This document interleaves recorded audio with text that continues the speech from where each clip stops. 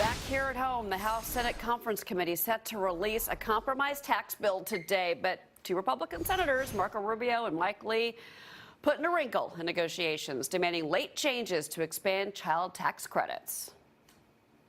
Unless they can figure out a way to add to the 1,100 figure, I won't support the bill. Well, here to weigh in is Mattie Duppler. He is Senior Fellow for Fiscal Policy at the National Taxpayers Union. And we've got Brad Blakeman, former White House deputy. Guys, thanks for being here.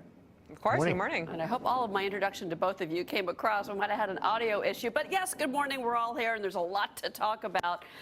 Brad, let's start with what's going on with Marco Rubio.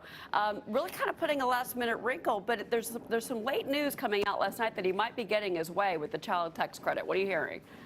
I think he will. I think there's enough compromise here. Remember, the line in the sand that the president had initially was a 20% corporate rate, and that's now looks like it's going to be 21%, which is going to add a lot of income that can be used for things like the child tax credit. So I think Marco Rubio is going to sweeten the deal. This is the art of the deal, after all, between the House, the Senate, and the president. And I don't think it's unreasonable to get more relief for those on the lower scale and in the middle income. So I think Marco was right to do this.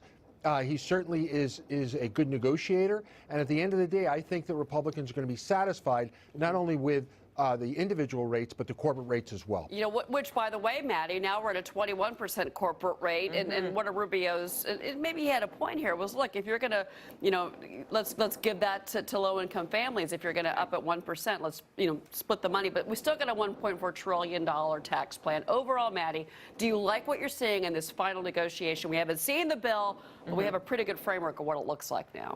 Right. We're expected to see the bill later today. Conference committee conferees are expected to sign that report somewhere around noon today. So we'll know exactly what's in it later this evening. But I'm optimistic seeing what's coming out of this conference committee report. As Brad said, expanding the child tax credit is certainly an idea with merit. It sounds like the corporate tax rate will stay at 21%, which means what is the pay for the expansion of that child tax credit? It sounds like lowering the threshold on when that credit phases out might be how you get some of that revenue back to pay for that expansion. But that's really the name of the game now. How do you make the math work? We have $1.5 trillion in a deficit expansion to work with, and it sounds like both the conferees on the House and the Senate side have been able to find a compromise for good pro-growth tax policy that fits within those budget constraints. And we hope that we get growth as far as economic growth out of this, and some of the more positive analysis says that we will, Brad. But what we don't have at this point is true answers about what's happening with the health of a couple of senators, whether it's Senator McCain or Senator Cochran. I mean, these are two gentlemen that have had severe health issues.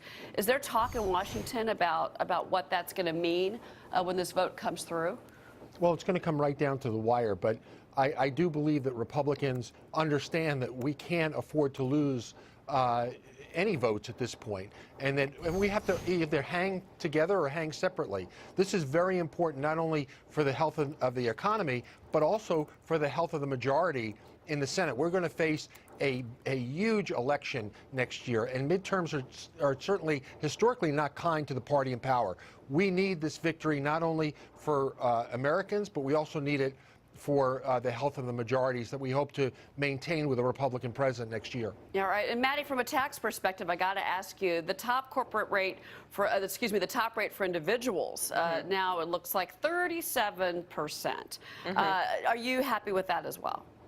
I think that we will continue to see tax relief for individuals be built into any provisions that any reform that comes in the tax code after this initial bill. The important part is getting this tax reform across the line to really set the tone for any changes that can be made for the code in the future. Getting that corporate tax rate down is very important to increase economic growth, which in turn will increase wages for workers across the income scale. And of course, getting those income tax rates down on the individual side is something that was accomplished in both the House and the Senate bills, and I think we'll continue to see significant relief up and down the income scale when we see the conference report today. You know what's interesting, Mattie, that you bring up the fact that, we have had a lot of compromise, but Brad, SALT, that still is a bit of a sting for those that are living in those high income states. Of all the things that, Mattie talked about going back later on, do you think the state and local deduction might be something that gets revisited down the road?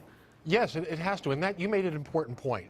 This is not the end all with tax reform. This might be the largest shot at tax reform that we've had in 30 years, but it's not the last tax bill that's going to be seen under this president. We're going to see how the effects of this tax bill play out over time with the markets, with individuals. And guess what? If changes have to be made, they will. And that's why I wouldn't pay too much attention to the time limits of these bills, because these bills are not permanent. Once they're made, they can be changed. Everything up for negotiation. That's really the motto, right? Mattie, Brett, thanks guys so much for getting up early. Appreciate it. Pleasure. Thank you. All right, coming up, Americans opening up their wallets wider for the holidays.